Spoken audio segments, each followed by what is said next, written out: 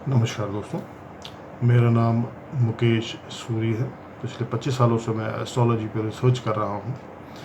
ऊर्जा पे, जिनको प्लैनेट्स भी कहा जाता है, ये अलग अलग तरीके की ऊर्जा है। इसमें आज जो हमारा टॉपिक है वो है राहु का प्रथम भाव में होना, और प्रथम भाव में रह के ये क्या क्या असर दिखाता है इसको समझना ज़रूरी है। अब प्रथम भाव को हम लग्न भी कहते हैं, असेंडेंट भी कहते हैं। राहु जब 8 डिग्री का कम हो, 8 डिग्री से कम हो या 8 डिग्री तक का हो, तो वह अच्छा माना जाता है कुंडली में, बशर्ते बाकी ग्रह जो हैं इनसे ताकतवर हों। अदरवाइज ये सिर पे राज करता है और ये बिगाड़ इसका करना इसका काम है। जीवन में व्यक्ति के परेशानियां, चुनौतियां, अड़चने, ये बिगड़ल स्वभाव देना इसका काम है। राक्षसी प्रवृत्ति है। ऐसा व्यक्ति किसी की सुनता नहीं है और अपना बिगाड़ स्वयं ही करता है। अब मुख्य बात जो है वो इस समझने वाली, अगर 8 डिग्री से ज़्यादा का है तो ये क्या करेगा। 8 डिग्री से ज़्यादा का है और बाकी ग्रह कुंडली में कमज़ोर हैं, तो आप ये मान के चलें कि इसका निराकरण केवल मंगल ही कर सकता है। वो भी तभी जब कुंडली में मंगल की पोजीशन अच्छी हो, दृष्टि पड़ रही हो इसकी कहीं ना कहीं से इस पे, तो ये कंट्रोल में लाया जा सकता है। इसको दबाने की कोशिश बिल्कुल नहीं करनी चाहिए। अगर करी तो ये इतनी बिगड़ैल ऊर्जा है कि ये व्यक्ति की ज़िंदगी को भी ख़त्म कर सकती है, दूसरे व्यक्ति को भी आंच दे सकती है। इस चीज़ का ध्यान रखना ज़रूरी है। ये एक बम है, ये एक बंद बिजली की तरह है जो एकदम फटाक से कड़कती है और जिस पे कंट्रोल करना पाना बहुत मुश्किल काम है। मेरी बात को समझिए, गहनता से समझिए। अब लग्न में अगर ये बैठा है पहले भाव में आके, तो ये क्या करेगा। लग्न भी बोलते हैं हम पहले भाव को, हम असेंडेंट भी बोलते हैं। इसकी दृष्टि 3, 5, 10, 7 इन जगहों पर पड़ती है, और दृष्टि इस जगह होने की वजह से ये इन जगहों पर डायरेक्ट गलत प्रभाव करता है। चंद्रमा पे ये दृष्टि हो या नहीं हो, ये गलत प्रभाव करेगा ही करेगा 100%। अब चंद्रमा को माता भी कहा जाता है, चंद्रमा को मातृभूमि भी कहा जाता है। चंद्रमा जो है वो धन से रिलेटेड भी है, आपके खून से रिलेटेड भी है, तो इन जगहों पे भी ये दिक्कत देगा। पहले भाव में अगर ये अकेला बैठा है 8 डिग्री से कम का होके, तो व्यक्ति नॉर्मल रहेगा, एबनॉर्मल एक्टिविटीज़ कम करेगा जरूर, एबनॉर्मल एक्टिविटीज़ कम करेगा। ऐसे लोग क्लेप्टोमीनियक्स भी हो सकते हैं, ऐसे लोग चोर भी हो सकते हैं जो चोरी छुपके ये काम करते हैं। डिपेंड करता है कि किस समय व्यक्ति के जीवन में जो है इसकी महादशा आ रही है। इस बात का ध्यान रखना बेहद ज़रूरी है। अब अगर ये ज़्यादा डिग्री का है तो ये वो दंड बना देगा, लड़ाई झगड़े वाला बना देगा, पुलिस केसेस वाला बना देगा, कोर्ट में आपके केसेस चलेंगे, पत्नी के साथ झगड़ा होगा, पत्नी के साथ तलाक भी हो सकता है। एक जगह रुक के रहता नहीं है, क्योंकि इसका स्वभाव यही है। अब ऐसे व्यक्ति को शादी नहीं करनी चाहिए। ऐसे व्यक्ति सन्यासी भी हो सकते हैं। ऐसे व्यक्ति जो है बड़े सेनापति भी हो सकते हैं। ऐसे व्यक्ति बड़े डिक्टेटर भी हो सकते हैं। ऐसे व्यक्ति गृहस्थ आश्रम में नहीं रह सकते। इनके शोभा नहीं देता। क्यों इसको मना किया जाता है, उसका कारण ये है कि गृहस्थ आश्रम में इनकी पत्नी से बनेगी नहीं, और ये एक जगह रुक नहीं सकते। भोग इनका स्वभाव है, गंदगी फैलाना इनका स्वभाव है, तो ये एक नारी के साथ जीवन नहीं काट सकते। सिंपल से शब्दों में अगर हम कहें तो सुनने में थोड़ा अटपटा लगता है, लेकिन असलियत यही है। अब ऐसी स्थिति में इसको कंट्रोल कैसे किया जाए। इसको कंट्रोल करने का एक ही तरीका है, पहले इसकी डिग्री देखी जाए और इसके साथी ग्रह जो हैं या अन्य ग्रह जो हैं उनकी डिग्री इसको देख लिया जाए, भले ही वो कुंडली में कहीं पे भी बैठे हों। अगर वह कमज़ोर हैं इसके साथी ग्रह, तो ये भी कमज़ोर है, और इसके जो राइवल ग्रह हैं जैसे सूर्य है, मंगल है, चंद्रमा है, उनका मजबूत होना बहुत ज़रूरी है, तब कुंडली में ये काम करती है, अन्यथा कुंडली जो है वो बेअसर रहती है। दैट मीन्स ये जो एनर्जी है वो जीवन में बेअसर रहेगी, व्यक्ति को न सफलता मिलेगी, वो बीच में झूलता रहेगा, न ज़्यादा असफलता मिलेगी। तो अब देखना ये है कि पहले भाव में ये जो मैंने आपको बताया था क्या करेगा। सोच पे ये फ़र्क डालता है, प्रतिष्ठा पे ये फ़र्क डालता है। अगर मंगल की दृष्टि और गुरु की दृष्टि इस पे है या साथ में बैठे हैं और ये कमज़ोर है तो ये प्रतिष्ठावान बना देता है, साइंटिस्ट बना देता है, रिसर्च करने वाला व्यक्ति बना देता है, नए नए आविष्कार करने वाला व्यक्ति बना देता है, सेनापति बना देता है, पुलिस विभाग में बहुत अच्छे पद पे ले जाने वाला व्यक्ति बना देता है। तो ये सब चीज़ें इसके कॉम्बिनेशंस पे डिपेंड करती हैं कि ये ऊर्जा दूसरी ऊर्जा के साथ मिलकर कैसे काम करती है। ओके, अभी हमें देखना ये है कि प्रथम भाव में अगर मान लीजिए ये गुरु के साथ आ गया तो गुरु को हम दो तरीके से देखेंगे। एक तो हमने अकेले का डिस्कशन कर लिया, क्या कम डिग्री का है, ज़्यादा डिग्री का है, तो ये क्या करेगा, है ना जी। तो ये बुरे से बुरा भी कर सकता है, अच्छे से अच्छा भी कर सकता है। अब हम देखेंगे गुरु के साथ अगर इसकी युति है प्रथम भाव में तो इसका बिहेवियर क्या रहेगा। ये डिपेंड करता है इनकी डिग्रीज पे। अमूमन ये देखा गया है कि गुरु के साथ बैठने पे लोग ये बताते हैं, बुक्स ये बताती हैं, पुरानी जो थ्योरीज हैं वो ये बताती हैं कि इसको गुरु चांडाल योग बनना कहते हैं। बात सही कही गई है, शिक्षा पे इसका प्रभाव पड़ता है, सिर में चोटें लगती हैं। डिपेंड करता है कि राहु की डिग्री गुरु से ज़्यादा है क्या। अगर ज़्यादा है तो भी ये काम करेगा, बहुत ज़्यादा है तो बहुत ज़्यादा ये परेशान करेगा। ऐसे व्यक्ति पागल भी हो सकते हैं, ऐसे व्यक्ति सनकी दिमाग के भी हो सकते हैं, ऐसे व्यक्ति शिक्षा विभाग में अच्छी पोजीशन पे हो सकते हैं, बशर्ते गुरु की पोजीशन राहु से ज़्यादा अच्छी है और मंगल उसको देख रहा हो। कंट्रोल इसको केवल मंगल ही कर सकता है। मंगल अच्छी पोजीशन में कुंडली में हो तो, दृष्टि इस पे पड़ रही हो तो ही। अगर मंगल खराब है तो ये मान के चलते हैं कि आपकी कुंडली में, या अगर आप मंगली हो तो ये आप मान के चलें कि जीवन में ये खराबी देगा ही देगा 200%, क्योंकि मंगल का खराब होना भी बिगड़ेल राहु ही माना जाता है। दूसरा मंगल राहु आ गया कुंडली में, ये बोलते हैं। तो गुरु का इसके साथ रहना गुरु चांडाल योग नहीं माना जाएगा तब तक जब तक गुरु इससे ज़्यादा मजबूत है। हाँ, एक चीज़ ज़रूर है कि ऐसा नहीं हो सकता कभी भी कि कमज़ोर होने के बावजूद भी ये अपना असर नहीं दिखाए। गुरु पे भी ये अपना असर करेगा। कई बार इसके फैसले गलत होंगे ऐसे व्यक्ति के जिसके राहु और गुरु प्रथम भाव में बैठे हैं। तो ये डिपेंड करता है कि गुरु की पोजीशन अगर स्ट्रांग है राहु से तो लाइफ में रिजल्ट्स बहुत अच्छे रहेंगे। कुछ बदनामी भी साथ में रहेगी ऐसे व्यक्ति के, और ये अपना काम करता रहेगा। दैट मीन्स जहाँ प्रतिष्ठा मिलेगी, उन्नति मिलेगी, धन मिलेगा, यश मिलेगा, वहाँ पर बुराई साथ में पीछे पीछे आएगी।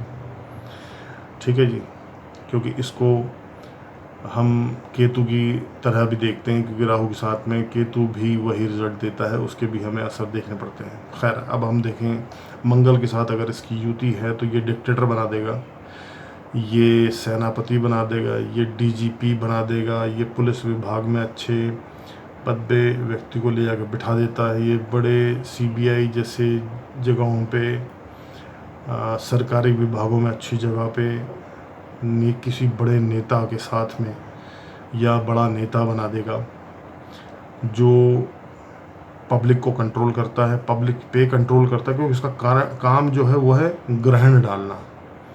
ठीक है जी, तो मंगल जो है वो है मेहनत का कारक। मंगल जो है मेहनत, कर्म से किए गए रिजल्ट का कारक। तो ये ऐसे असर जो है वो दिखाता है और बड़े नेता भी बना देता है। अच्छे रिजल्ट्स तब देगा जब बाकी ग्रह जो हैं वो उनके कर्म अच्छे हों, ऊर्जा अच्छी हो। अब हम चलते हैं, इसका बुध के साथ अगर युति है, बुध के साथ युति होने पे ये कम्युनिकेशन का राजा बना देता है। मीडिया, पत्रकार, बशर्ते हमेशा ध्यान रखिए, बुध अगर अच्छे, बुध इसका मित्र है और किस राशि में ये बैठा है लग्न में, ये अभी तक मैंने नहीं डिस्कशन किया था क्योंकि वो बहुत लंबा हो जाता है। पर यहाँ पर मैं आपको बताऊंगा कि कम्युनिकेशन का राजा तब हो जाएगा जब व्यक्ति बुध की राशि में, कन्या, मिथुन लग्न हो इसके राशि के, और ये बुध के साथ में लग्न में बैठा हो, तो ऐसे व्यक्ति कम्युनिकेशन का राजा होता है। लेकिन जो इसकी दूसरी साइड है, जहाँ ये दृष्टि डालता है, वहाँ बिगाड़ करता है। व्यापार में बहुत धन आएगा ऐसे व्यक्ति को, और कई ऐसे सोर्सेज रहते हैं जहाँ से शराब के ठेके, सिगरेट के ठेके, सिन स्टॉक्स जिनको हम बोलते हैं, ड्रग्स से जो लोग भांगी दुकान खोल के बैठते हैं, इस तरीके की चीज़ों से, तस्करी से इनको पैसे आते हैं। आर्म्स एंड एम्यूनिशन से इनको पैसे आते हैं। इनका व्यापार इस तरीके से चलता है। जो आजकल ये जर्दा, गुटखा, पान मसाला, इनकी बड़ी बड़ी फैक्ट्रीज़ के मालिक ये इनमें से होते हैं। तो इस तरीके से व्यापार में कम्युनिकेशंस के ये राजा होते हैं दो जगह पे। कन्या जो है, इनके घर में उनकी बहुतायात होती है, कन्या ही कन्या होती है, लड़का नहीं होगा इनके यहाँ कभी भी, अगर ऐसी स्थिति है तो। और फैमिली अगर इनकी बढ़ती है किसी भी स्थिति में, तो हमेशा ये ध्यान रखने योग्य बात है कि कभी भी आगे अच्छी ऊर्जा उत्पन्न नहीं होगी नए जीवन के आने से, वो बिगड़ैल ऊर्जा ही होगी, क्योंकि बिगड़ैल ऊर्जा से ही शुरुआत हुई है। ऐसे लोगों के परिवार जो हैं वो अक्सर प्रॉब्लम में ही पाए जाते हैं। खैर, ये तो सोचने समझने वाली बात है। जिसको भुगतना है वो इनके पास अपने आप पहुंच जाएगा, और जिस लड़के ने भुगतना है, बच्चे ने भुगतना है, वो इनके पास, इनके परिवार में अपने आप जन्म लेगा। अब हम आगे चलते हैं शनि के साथ में। शनि जो है वो कर्म का दाता है, लॉ का दाता है। अगर राहु शनि से मजबूत है तो ये लॉ अबाइडिंग सिटीजन कभी नहीं होंगे, ये हमेशा लॉ तोड़ेंगे और लॉ तोड़ के जीतेंगे। ये बड़े एडवोकेट भी हो सकते हैं, ये बड़े जज भी बन सकते हैं। ऐसे लोग, इनका कम्युनिकेशन, इनका वर्चस्व लॉ में, एडवोकेसी में, कोर्ट्स में, even in parliament, even in diplomatic areas, even in diplomacy, as an ambassador ये अपॉइंट होते हैं, और ज़बरदस्त इनका शौर्य रहता है, ज़बरदस्त इनकी वाकपटुता रहती है, और हमेशा ये उसमें जीतते हैं। विदेश के बहुत प्रवास होते हैं ऐसे लोगों के प्रथम भाव में होने पे, क्योंकि शनि जो है वो जहाँ बैठा रहेगा वहाँ के तो असर दिखाएगा ही दिखाएगा। लेकिन शनि इसके साथ कर्म का जो भाव है वो इस तरीके से, मतलब कहने का मतलब ये है कि ये इतने काम के व्यक्ति कहलाए जाते हैं, चाहे इनका राहु बिगड़ा हुआ हो, मतलब 8 डिग्री से ज़्यादा का हो या कम का हो, ये इतने काम के व्यक्ति होते हैं सोसाइटी के पब्लिक इनके आसपास घूमती रहती है, बिना इनके काम संभव नहीं है। अब हम देखेंगे सूर्य के साथ इसकी युति। सूर्य के साथ इसकी युति होने पे सूर्य पे ग्रहण लगाना शुरू कर देता है। अगर 5 डिग्री का भी ग्रहण है, मतलब 5 डिग्री का राहु है, 8 डिग्री का राहु है और 15 डिग्री का राहु है, तो ये माना जाता है कि इसने ग्रहण उस हिसाब से उतना % लगा रखा है। सूर्य मतलब पिता, सूर्य मतलब सरकारी एजेंसी, सूर्य मतलब बैंक्स और सरकारी एजेंसी सारी।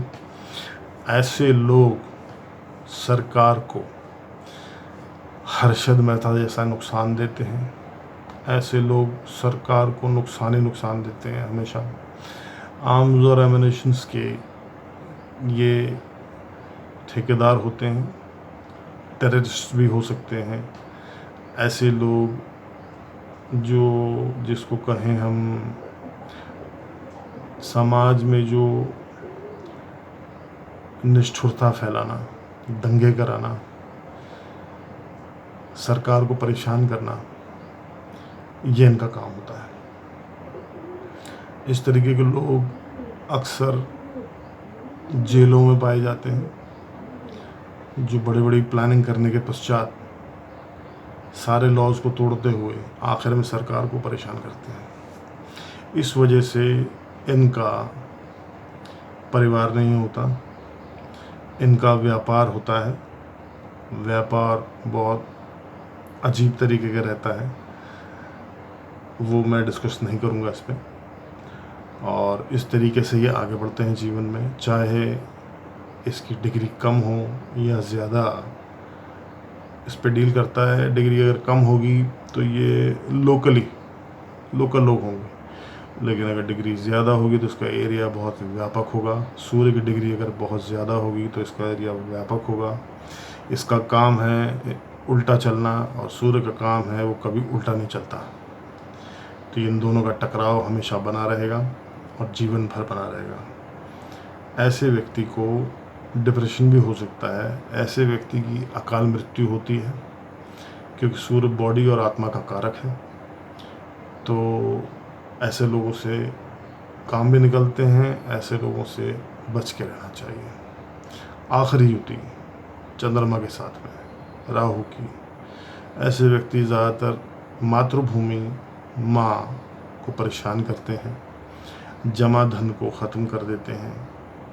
जमा धन इनके पास कभी नहीं होता और हमेशा ये बेखारी ही रहते हैं। जीवन में ये पैसे की कमी से हमेशा परेशान रहते हैं और अंत में माँ का बड़ा बुरा हाशिर होता है। अगर माता इनके साथ में रह रही है, इन पे निर्भर है, तो क्योंकि इनका जो स्वभाव है वो बिगाड़ करना ही है और चंद्रमा से इनकी बेहद दुश्मनी है। इस वजह से माता के इनके साथ कभी बनेगी नहीं ऐसे लोगों में। तो थोड़ा बहुत मैंने आपको जानकारी दी पहले भाव में इसका प्रभाव, और सारे ग्रहों के साथ में युतियों के थोड़े थोड़े परिणाम मैंने बताने की कोशिश करी। गोचर में जब ये घूमता है तो अलग तरीके से परिणाम भी देता है साथ साथ। इसके पहले जो मैंने कल एपिसोड बना के इसमें लोड किया है उसको ज़रूर देखें, उसमें पता चलेगा आपको कि इसके और क्या रिजल्ट्स रहते हैं। तो अपनी बात को हम आज यहीं ख़त्म करते हैं, समाप्त करते हैं। चंद्रमा के साथ जो युति होती है उसमें ये बहुत बड़ा शराबी भी होता है। ऐसा व्यक्ति शराब इसको चाहिए ही चाहिए, मांसाहारी होता है। तो अपनी बात को मैं यहीं समाप्त करता हूँ। नए एपिसोड में मिलेंगे हम दूसरे भाव में, तीसरे भाव में। 2 भावों को हम कवर करेंगे कि ये क्या असर करता है, आने वाले समय में व्यक्ति को क्या रिजल्ट देता है। अगर मेरे को आपको मेरी बात अच्छी लगी हो, काम की लगी हो, तो कमेंट्स करें। दूसरों के काम की अगर है तो उनको शेयर करें। संपर्क करना चाहें तो मेरा मेल आईडी दिया हुआ है, उस पर संपर्क कर सकते हैं। मेरा नंबर आप चाहें तो 9685256589 पे भी संपर्क कर सकते हैं। और कुंडली देखने के पश्चात ही इसका कुछ उपाय अगर है, जो कि 70% मान के चलें कि नहीं करना चाहिए और हो भी नहीं सकता है, लेकिन डिपेंड करता है कि इसकी ताकत कितनी है, क्या कर रहा है, आज की वास्तविक स्थिति क्या है, तो शायद इसका उपाय हम दे सकें आपको। जल्द मिलेंगे। धन्यवाद। नमस्कार।